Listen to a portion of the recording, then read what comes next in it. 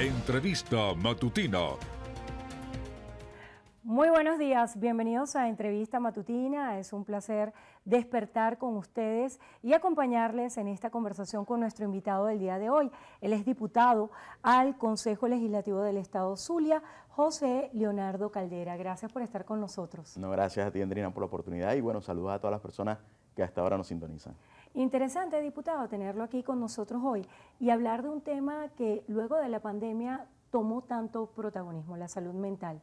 Se está discutiendo la ley de salud mental, fue aprobada en primera discusión y planean llevar este proyecto de ley a la Asamblea Nacional. Quiero que nos hable un poco del espíritu de esta ley y a qué va dirigido. Bueno, sí, efectivamente, como comentas, desde el Consejo Legislativo del Estado Zulia, el pasado 20 de septiembre, aprobamos en primera discusión la primera ley de salud mental para toda Venezuela, para primero la región del Estado Zulia, que este próximo 10 de octubre, día que se celebra el Día Mundial de la Salud, va a estar discutiéndose y aprobándose en segunda discusión y que va a ser una herramienta jurídica que le va a permitir a las personas reivindicar la deuda histórica que se tiene con los pacientes psiquiátricos y psicológicos que por años han sufrido en silencio y que lamentablemente el día de hoy siguen siendo víctimas del estigma y que lo que mucha gente no entiende y que es parte de lo que queremos hacer y por eso es tan importante poder llegar a estos medios de comunicación es comentarle a la gente que la enfermedad mental es tan habitual como cualquier otra enfermedad. Incluso hay 1 de cada 4 venezolanos en algún momento de su vida va a pasar por un episodio en el que simplemente las circunstancias lo van a sobrepasar y que va a requerir apoyo profesional de los profesionales de la salud mental, o psicólogos o psiquiatras, y que es importante reconocernos en la vulnerabilidad del ser humano. Visibilizar este tema es bien pertinente, sobre todo cuando fue noticia hace algunos días lo que sucedió con el diputado del Consejo Legislativo por el Estado de Aragua, que está inmerso en una situación de un triple homicidio y suicidio. ¿Hasta qué punto uno puede identificar tempranamente las señales de que hay un problema de salud mental para evitar que esto desencadene este tipo de tragedias? Sí, mira, es muy importante reconocer que los primeros síntomas aparecen durante la niñez, en casos importantes o que causan gran alteración en la psiquis del ser humano, tenemos por ejemplo la esquizofrenia, que aun y cuando está presente en solo 1% de la población general a nivel mundial, tiene un efecto devastador no solamente en quien la padece, sino también en su familia, en su entorno social, y es que cuando aparecen estas ideas delirantes, por lo general los primeros síntomas pueden aparecer entre los 15 hasta los 35 años. Ya a partir de los 35 años es muy poco probable que aparezcan síntomas de la esquizofrenia, salvo algún detonante ambiental o algún elemento estresor. Y el tema también es que para eso es importante esta ley, que va a pasar a brindar herramientas psicológicas no solamente a la familia y al entorno para la atención particular cuando se manifieste un síntoma, sino que también nos va a permitir a nosotros desde las escuelas, desde las instituciones como la policía, instituciones como los bomberos y protección civil, ya hoy en día en el Estado Zulia están recibiendo formación en primeros auxilios psicológicos porque es importante detectar a tiempo cualquier sintomatología para evitar la cronificación y por supuesto desenlaces tan trágicos como este que comentabas recientemente. ¿Cómo podemos identificar los trastornos mentales? Y quisiera también que relacionáramos este tema de los trastornos mentales a los hechos delictivos, porque muchas veces en sociología uno no comprende por qué los seres humanos terminan desencadenando hechos violentos de distinta magnitud, pero todo está implicado al tema de la salud mental. ¿Cómo podemos identificar estos trastornos mentales y cuáles son los más comunes en Venezuela? Sí, bueno, por supuesto. Estadísticamente, el 70% de la población va a sufrir de algún tipo de síntoma relacionado con los 3 grandes rasgos o con los 3 casos de morbilidad más alta en cuanto a la afectación de la salud mental, que son la ansiedad, la depresión y el estrés. Son los 3 principales o los 3 grandes pilares del malestar emocional que se producen. Y esto se produce en gran medida por la incertidumbre. Si hay algo que causa malestar emocional a la persona es la incertidumbre, la incapacidad de poderse ver a futuro con alguna certeza o alguna seguridad de lo que va a ocurrir.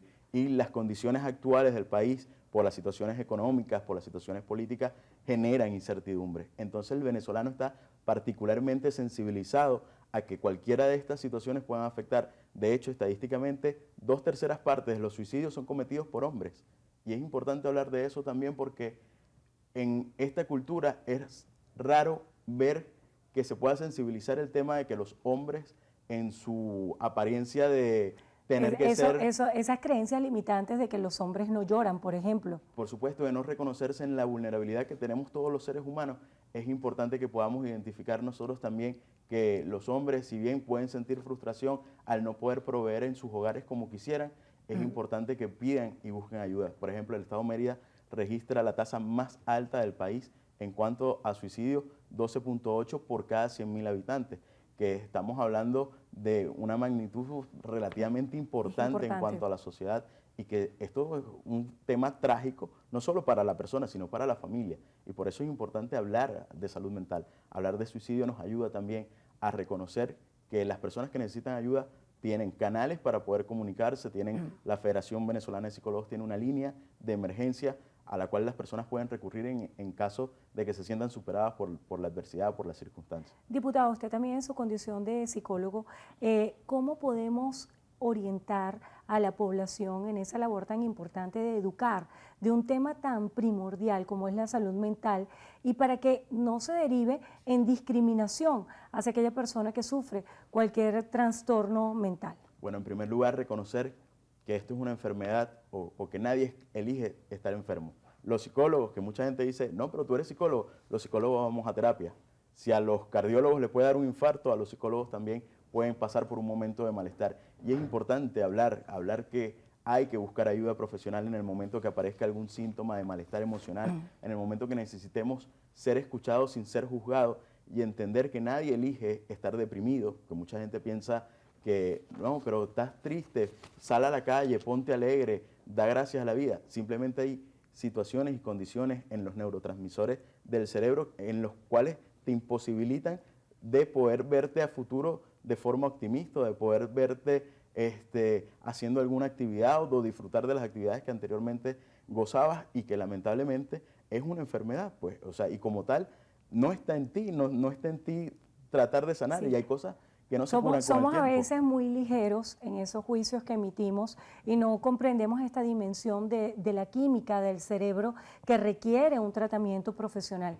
¿Cómo puede identificar a alguien cuándo necesita acudir a un profesional, y cómo podemos hacer para romper con esos paradigmas que existen acerca de ir al psicólogo? Porque tal vez es muy normal decir voy al odontólogo, voy al ginecólogo, pero cuando alguien dice voy al psicólogo, tal vez otros lo ven con sospecha de que algo está pasando allí. Sí, por supuesto. Bueno, en primer lugar, reconocernos vulnerables. Estamos viviendo en la actualidad, todos tenemos una historia de interior, una historia familiar que tal vez esté vinculado con el tema de la salud mental. Todos, de alguna manera u otra, hemos sido afectados por la diáspora, todos tenemos una historia de duelo migratorio en nuestro hogar, en nuestra casa, y es importante reconocernos y entender que cuando empiezan a aparecer síntomas de malestar, cuando nuestra actividad diaria comienza a verse afectada, nuestras labores se nos impiden concentrarnos de repente en una actividad porque estamos pensando de forma catastrófica al respecto al futuro, porque nos da miedo la incertidumbre que vivimos en la actualidad, es momento ideal para acudir y buscar ayuda profesional.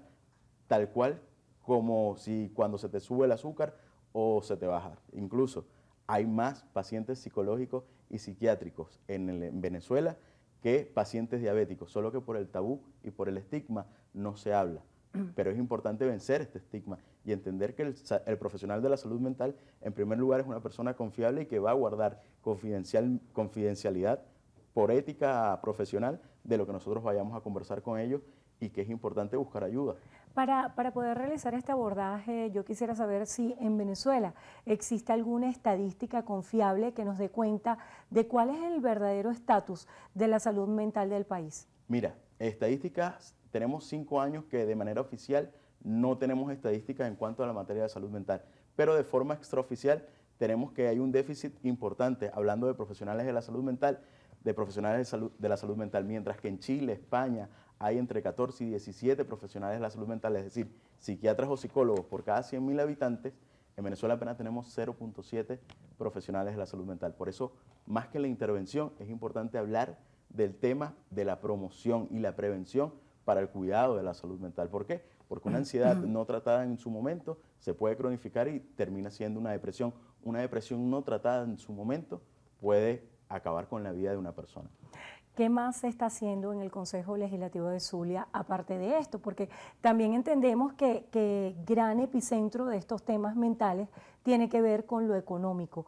¿Qué más se está haciendo? Porque eso también forma parte del bienestar integral del venezolano. Por supuesto, bueno, nosotros desde el Consejo Legislativo estamos poniendo los problemas de la cotidianidad del venezolano y del zuliano en particular en la primera discusión. Es decir, estamos hablando actualmente de impulsar en la región el tema de las inversiones de las diversas empresas para hacer de un Zulia, hablamos de un Zulia productivo, un Zulia que pueda permitirse ser punta de lanza de la transformación económica que queremos y que todos aspiramos para el bienestar de nuestra familia, porque como lo hablábamos, hablar de salud mental también es hablar de la calidad de vida del venezolano y del zuliano en particular, y nosotros estamos trabajando arduamente para avanzar y para hacer del Zulia una región de paz y de prosperidad. Haciendo referencia a esa calidad de vida del zuliano, el tema de los servicios públicos que siempre ustedes han colocado en la denuncia como protagonista. Quiero que me hable acerca de esto y también la situación del lago de Maracaibo. Bueno, sí, en los actuales momentos estamos pasando por una gran dificultad en cuanto al sistema eléctrico en el estado Zulia. Nos están racionando el sistema eléctrico, ya los cortes no son de 2 horas, ahora son de 2 horas y media y hasta 3, y son 2 y 3 veces al día en nuestra región.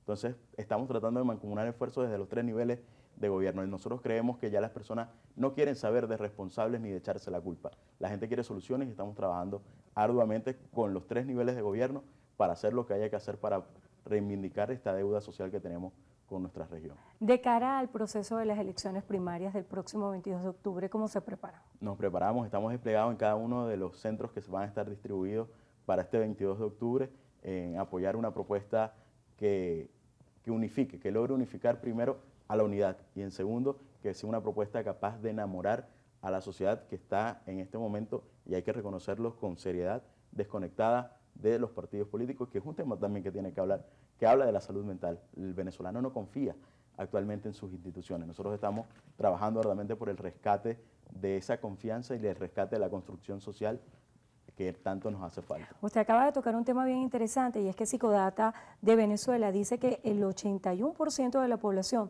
siente desconfianza hacia el otro. ¿Cómo reconstruir el tema de la confianza cuando se sabe que este no es un tema que se impone, sino que se trabaja y que se construye? El mejor ejemplo es practicar el bien, siendo solidario con el resto de nuestra sociedad, porque es en los momentos de dificultad donde el ser humano se reconoce capaz de ayudar a los demás, y eso genera un bienestar emocional que solo quien lo ha hecho, quien lo practica a diario, es capaz de percibir. Así es, y pienso que más son las historias de resiliencia y empatía las que están en todo el país, y esto es lo que hay que destacar. Muchísimas gracias al diputado del Consejo Legislativo del Estado Zulia, José Leonardo Caldera, por estar con nosotros en Entrevista Matutina. Gracias por acompañarnos. Gracias a ti, Andrea, por la oportunidad. Y muchísimas gracias a ustedes también por habernos acompañado. Que tengan todos un extraordinario día. Los dejo entonces a continuación con la emisión matutina de Noticiero Venevisión. Gracias por acompañarnos.